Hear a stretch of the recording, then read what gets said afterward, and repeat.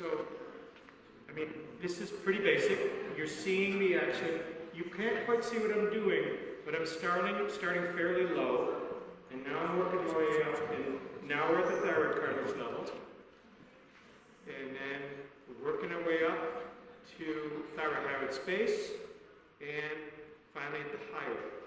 Nothing very remarkable, right? But what if we shifted laterally? And now what I'm going to do is I'm going to do a little upward, and then you can see it coming out lower left, and then working my way down. Upward and downward. Now, left side, upward and downward. Nothing very remarkable, you're just seeing the internal response. I'm now going to try. There's the laryngeal elevation and depression. Now, I can see that I'm applying an asymmetrical force. You can see the reaction there, right? I don't have the benefit of fees to know that, but that's why I'll often reverse my bias, right? We try some work with one hand, and then we reverse and go into the other hand. If we did see an asymmetrical movement with both hands, to me, that creates some curiosity. It doesn't mean it's pathology, but it creates some interest in me. I'm definitely seeing a different response from one side to the other.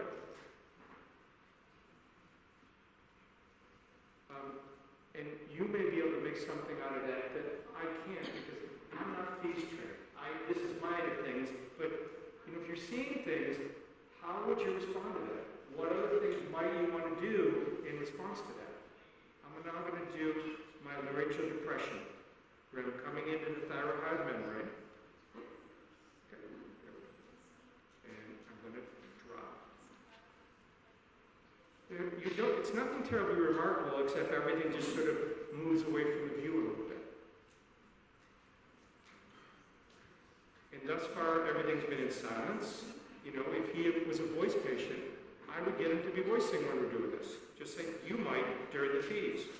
You want to go ahead and do something? Can you say E? Can you say E? I'm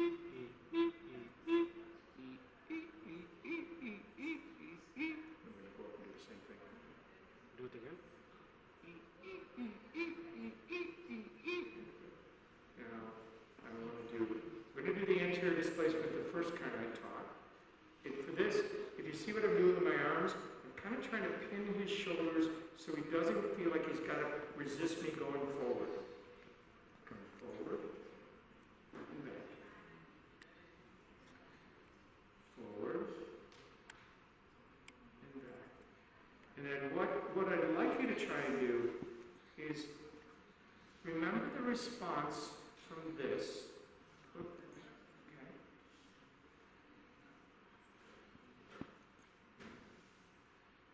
That to what I'm going to do right now, which is essentially what we all just did. Good. Now, I'm going to inward, quite different, right? I'm pulling the larynx forward and backward.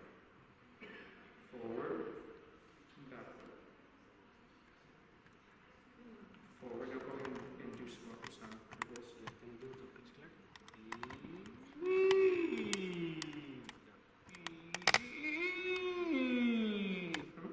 I'm making it challenging for him, right? I'm resisting motion as we do it.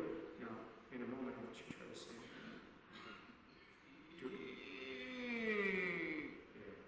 Now, we're observing internal. I've not asked him anything. What does he feel? How do they compare? Which, if we were actually doing treatment, I certainly would. I want to come back in now. Do you need to get that cleared up? Swallow. Swallow again.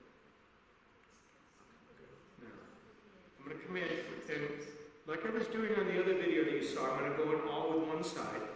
Here is all into where it's left side, and then the right side. I'm not trained in fees. I'm not trained to look for what you look for. When I see it, I'm just looking for symmetry, right? I'm not able to see any of the pathologies that you might, but I'm going to get it a little farther right there. Yeah. And then the same thing there. So fingers. There's a finger impression on the other side, on the right side. When I do his right side. Yeah, that's it. Yeah. And that there it is on the left. So, I mean, that's literally my finger coming in there right now. Right? So, does it prove anything? No, it doesn't. What I'm curious about, because I've not done this yet, so since we got you here, I'm going to do the anchoring that we just talked about. Good. Now go ahead and swallow. Swallow. Again. Again. I'm going to give you a little bit of a slack now. I'm going to let you win. Swallow. Good. I'm not seeing much impression there, but So when you anchor, the larynx going up is less. okay. Epiglottis last time did not flip. Okay. It was just to swallow, but it did not flip. Got it. So swallow again for me. Okay. We got This is flip the flip. there. And this time I'm going to anchor a little less aggressively. Good, like that. Again. So basically I'm preventing the flip. Yeah, if you go down, yes. Or lessening it. Try to get there we go. And again, does that have any therapeutic value at all? I don't know. You know, that's kind of for yours to interpret.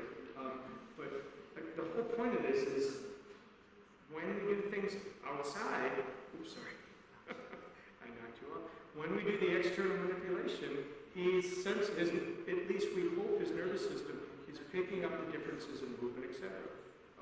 I would love for somebody to take this concept, not just of using feet, of combining it with some of these things, not just from an observing treatment perspective, but in certain type of situation, is there a diagnostic value?